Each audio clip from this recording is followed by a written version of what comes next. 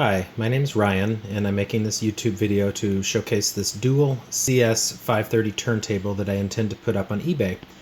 One thing to note about this unit, and an important note at that, is that the stylus needs to be replaced. It does have a stylus installed, but the actual needle tip is non-existent. The base of the stylus comes out, but there's no actual needle point on the bottom of it. Accordingly, it's not going to sound particularly great or track real well, but nonetheless, you will be able to at least see that it works as it should. And if you were to replace the cartridge and put a new stylus in, it would be absolutely perfect. So, just see if we can get it to play a little bit with this bad needle here. So as you can hear, it's not a real great sound, a little bit scratchy. I've got an old record in, an old Rod Stewart record, so it doesn't really matter if it gets scratched.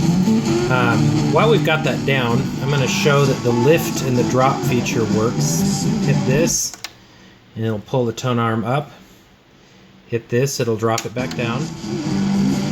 And this is a fully automatic turntable, so if I hit stop, it will return the tone arm.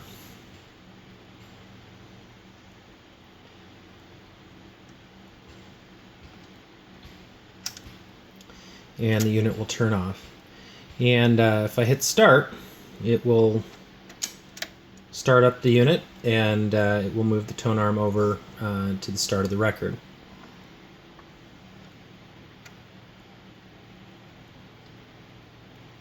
And that tracking again is owing to the fact that there really is no needle point. Now, one thing I will point out, this has a pitch control, and I'm going to turn it as such that you don't see movement with these little green bars.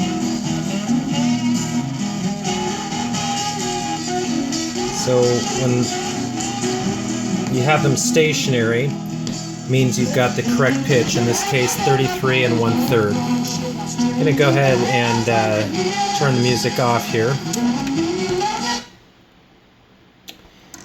And we'll pause for 1 second and come right back to the video. Okay, I've gone ahead and taken the record off, and I'm going to show you how to actually set the weight of this tone arm. Ultimately, once you replace the stylus on it, you want to make sure that when you're doing this that you've got the guard down on it. In this case it doesn't matter because the stylus is bad.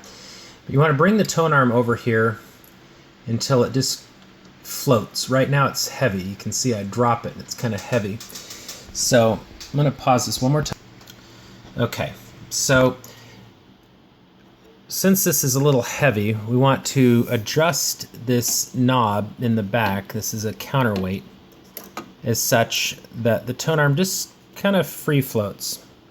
Doesn't really go up, it doesn't go down, it's just free floating here, which is nice.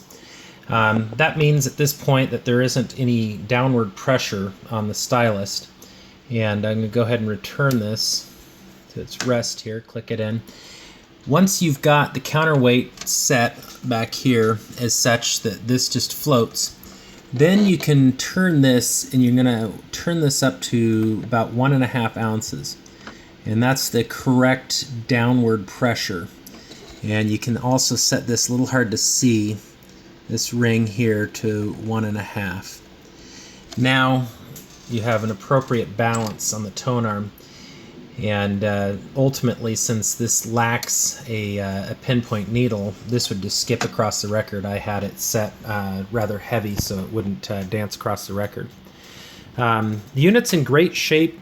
It's made in Germany. Dual is a very renowned, great brand.